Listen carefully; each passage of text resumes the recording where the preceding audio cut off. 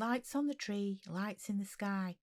Everyone all over the universe enjoys a Christmas feast. This is a Christmas dish that you don't want to be part of. Hi, and welcome to the Dark Christmas Tales Advent Calendar. This tale is called Candle, written by Angela Blythe and read by the author. These are the events as I remember them. The beginning is unimportant, therefore I'll keep that part brief. The ending was more significant, to me anyway. It was the evening of the 21st of December when the lights went out. It was a full power outage. By all the lights, I mean all the lights. House lights, street lamps, torches, and even the lights on cars. All electricity. Even generators didn't work. Anything electrical was dead, and that included mobile phones. I lived in a small village. It's out of the way, at least 5 miles from its neighbour, but it is near a massive electricity plant. We expected the electricity to come back on, as these things had happened before, but this time it didn't. A few of us, with candles and lanterns, walked down to the big electricity station. That was just as dark. We couldn't see anyone milling about. We rang the bell on the gate. It was also electric, so it didn't work. I pushed at the entrance, and it swung open. The electronic lock was also no longer working. "It's bad when even the power plant's gone down," a big man named Mick said. Just then we heard running feet and saw one of the doctors from the cottage hospital just up the road. "What's going on?" he asked. "No one knows," said Rick, a local handyman. "We haven't seen anyone here. They must be deep inside the building, trying to fix the problem. The hospital electricity went down and the generators didn't kick in. People are on life support machines. Babies in incubators have to be kept warm. Everyone is getting cold even though we've put blankets on them. All the rest of the members of staff are concentrating on keeping the people alive. The electricity needs to go back on immediately. I've probably lost some patients even running down here," the doctor said. This was serious. I'd been worried because I was trying to cook some Christmas cookies in the oven. But now I knew about the hospital, it put all that in perspective. A boy named Josh had an idea. "I bet it's some kind of nuclear reaction," Josh said. "Ah!" a lady named Sue screeched. "That means I'm going to lose all my hair." "No, he doesn't mean that," Rick said. "You're thinking of a nuclear bomb. We know if it was one of them. He's talking about physics. I would have said it was more likely to be an electromagnetic pulse, what with all the cars and phones going out as well." "God, what a thought! But then I would be expecting planes to be dropping from the sky, so I pray it isn't that," the doctor said. "It's definitely local," Josh added. "I saw lights in some of the other villages when I was riding my bike over here." "Listen, I'm going to go in. Does anyone want to come?" Rick said. 2 other men said that they wanted to see what was going on too. The 3 of them walked up the path towards the building. Rick tried the handle on the metal door. It was open. We saw them walk in, their candles getting dimmer and dimmer. The rest of us waited outside, our eyes trained on the black rectangle that was the open door to the electricity plant. The doctor looked a bit frantic. He was hoping against hope that the 3 men would find someone inside who was working on restoring the electricity and that everything would soon spring back to life. It was December, and therefore it was cold. We were rubbing our arms vigorously and stamping our feet. I occasionally looked back, but could see no lights on in the village, or cars moving. "Where are they? One of them could have come out and told us the status of the situation at least, even if it isn't getting fixed," the doctor said. I had expected it too by now. I thought Rick and the other 2 men had been inside about 10 minutes. I'm going in, the doctor said. This is ridiculous. This is life and death. He ran in, up the tarmac path and through the door. The doctor didn't even have a candle. Wait, Sue said, dashing behind him with her Christmas lantern. We didn't hear anything for a few minutes. Sod this, Josh said. He and his dad ran into the electricity station. Now 7 had gone in and none had exited. The atmosphere, if it could get worse, did. We were quieter now. The place was silent and felt uninhabited. We knew there were at least 7 of our number inside, as well as an unknown number of electricity workers. Perhaps it's poisonous gas, an older man said. Don't be daft, of course it isn't, Mick said. Why would they have gas in there when they have electricity? I'll go and see what's happening. It's obviously a bloody mother's meeting in there, and they're all having a good old chinwag. Mick, his wife, and 2 teenage children stormed off into the electricity plant. They didn't have a candle. Mick had a Zippo lighter that he fired up as soon as he went through the metal door. Again we watched them disappear into the dark, and I could have sworn the last movement I saw was downwards. Again, silence.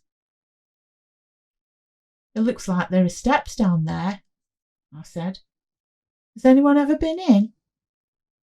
No one replied. Now we were all getting worried. We wanted the police to turn up, or the army, or something, so that we didn't have to do this.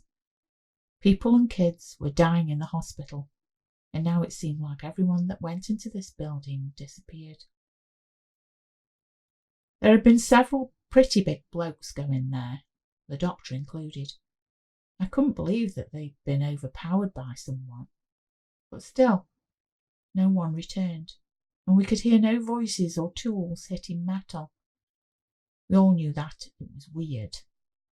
Definitely uncharacteristic for our sleepy village. I had a candle, but it wasn't very big. The fact was that tomorrow I was going to attend the local Christingle service at church. I was baking cookies for the refreshment area, but I also had all the Christingles in my house. They consisted of an orange with a candle stuck in it. There wasn't a breath of wind tonight, so I had been lucky it was still alight. I made sure I held my hand around the candle. It was small, but it would last an hour or so. I had another one in my pocket. We heard running feet again and turned to see a nurse coming towards us, frantically flailing her arms around. She looked stressed and upset. She had a tear-stained face, and her hair was out of her hair bobble on one side. "Have you seen Dr. Jones?" she asked us. "We need him." "He's gone in there," I said, "to see what's going on with the electricity." "We need him at the hospital. We've already lost 2 patients," she said. "Tell him to come back when you see him." The nurse ran off again, back towards the hospital. Someone had to go in and get the doctor, to save people's lives. The problem was that we knew what happened to people who went in. They didn't come back out. Another time, we wouldn't have thought anything of it. We would have thought people were chatting or trying to work together to fix the problem. But strange disappearances, added to a complete electrical failure, made this a dangerous scenario. I looked around at the other faces, but they were all turned towards the ground, avoiding my eyes. They weren't willing to sacrifice themselves, so it looked like it was down to me. I said nothing, just turned my back on them and began to walk up the tarmac path, never feeling so alone in all my life. I hoped I would be able to laugh about this later and point out that I was the one that saved the day, who saved people's lives and got Dr. Jones to go back to the hospital. I would also triumphantly come out with the news that everything would be working within 15 minutes. I took the first step into the electricity plant. The darkness in front of me seemed to swallow what little light shone from my candle. I had thought that there were stairs, and I was glad that I'd seen this, as they came upon me suddenly. I could have easily fallen down them and broke my neck. Is that what happened to the others? I looked behind me at the people gathered around the gate. No one was talking there. They were all watching me. In front of me, from the steps, there was an ear-splitting silence. I took a deep breath. I could do this. I could find them. Everything would be all right. The place felt hollow and echoey, and it didn't sound right. Of course I knew people were here. Outside we hadn't heard any screams. They just hadn't returned. They were in here somewhere. I walked down each metal step. The corridor was very noisy now, but it was only my feet that made the din. I held on to the banister. I had no idea how many steps there were. I counted 30. That was deeper than I imagined. When I got to the bottom, I felt rough concrete beneath my shoes. I was in another corridor. There was nothing on the walls, and I thought I could make out what looked like a doorway in the distance. I walked forward, surprised that there was so much of the electricity plant underground. Having descended the 30 steps from ground level, I was already pretty deep. I was right. It was an office door with a number 1 on it. I tried the handle, and it was locked, from what I could see, with a regular old key. I carried on walking, my brain helpfully reminding me of a video game that I had once played. In it, I had to solve various problems underground while being chased by monsters. I shivered, and it wasn't only because of that memory. While it was cold outside, underground in December, it was bloody freezing. I was surprised how much light my little candle gave out, and sorry to see that it only had a short stub left. Thank heavens that I had bought another one. I came across 3 more office doors, all locked. There was still no noise from anyone else, and then I thought, why am I being quiet? I've got nothing to be ashamed of. Hello? I shouted. I waited. No sounds came back to me. Hello? Anyone? Doctor? Rick? I shouted. Far away in the distance, in what seemed like at the end of the tunnel, I heard a deep rustling. Good, I knew where they were now. I didn't know what kept making me put one foot in front of the other. I was so scared. I hadn't expected that at the end of this corridor there would be more stairs. I nearly went down the first one, but my little candle caught the side of the banister rather than the stair. I still went down the top step awkwardly, twisting my ankle a little, although it wasn't too painful. I descended the stairs. This time there were 20. When I got to the bottom, I found myself in what must have been a wider corridor, as I couldn't readily see the sides. In front of me was indescribably black. I had expected to see some light down here. The electricity men must be using some kind of light. They couldn't be working in the inky black. And apart from the doctor, all the others had gone down recently with candles or some form of light.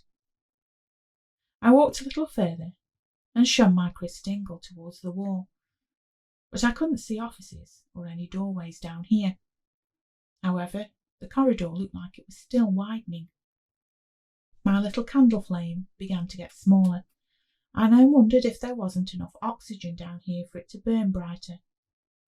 That was a little worrying, as I needed oxygen too.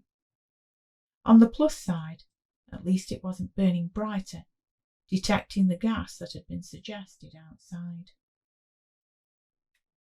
The corridor still seemed to be growing wider, so I moved to the left and decided to follow the wall, so at least I had some reference point. In fact, the corridor soon turned into what was a big chamber. It was probably where all the electrical generators were based. I took a few more steps left. Out of the corner of my eye, something glinted to the right. "Hello?" I said. More rustling, right in this room. "If someone thinks this is funny, it isn't," I said, trying to hide the panic in my voice. I took it that the problem area must be further along on the other side of this chamber, as there was no response to any of my calls. I knew that Dr. Jones was definitely a no-nonsense man. I would bet my life that he wouldn't be sitting there with his finger on his lips, wasting his time instead of saving lives. I felt around the edge of the chamber until I estimated that I was on the other side. At first, I couldn't feel the doorway because it was flush to the wall with no handle. It certainly wasn't easy, but it was an oblong of a different texture than the walls, smooth and cold. I gave it a push, but it didn't open. Then just when I was about to carry on and see if I could find another door, it swung wide open and a tiny bit of light came through it. What it illuminated was so terrifying that I was frozen to the spot. Each person that had gone before me was lying on the floor.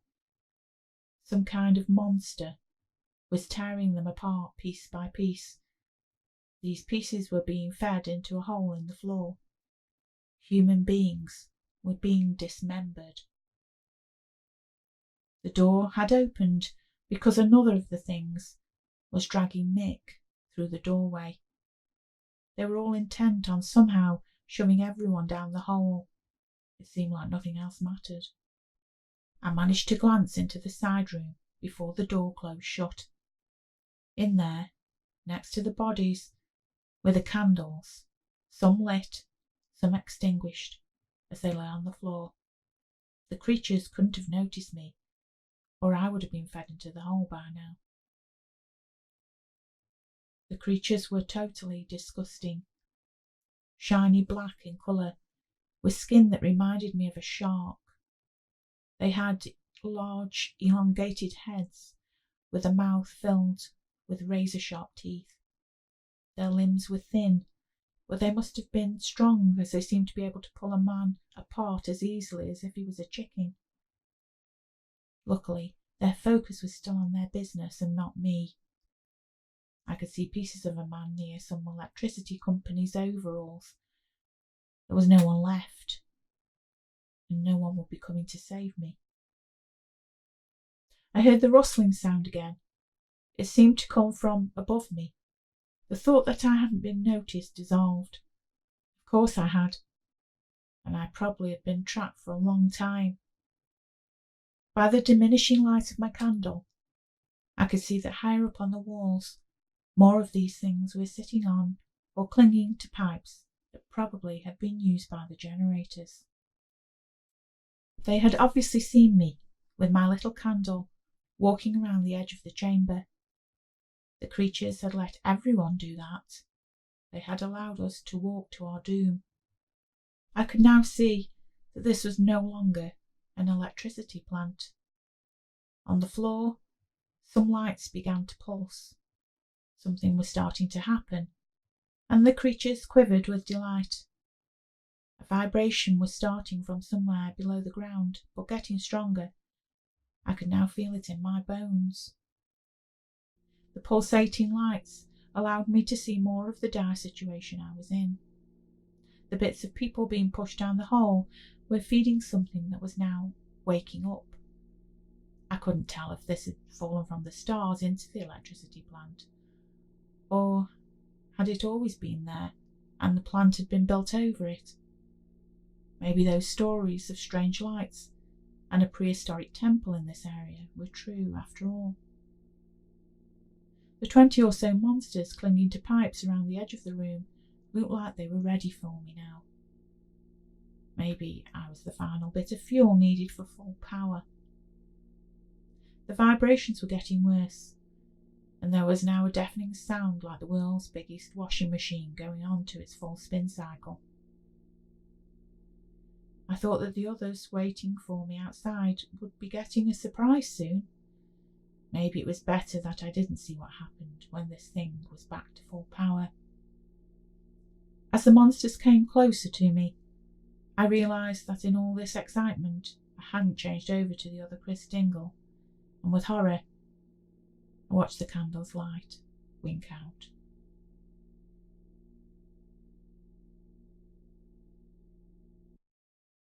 That was A Dark Christmas Tale, written and read by Angela Blythe. I hope you enjoyed it.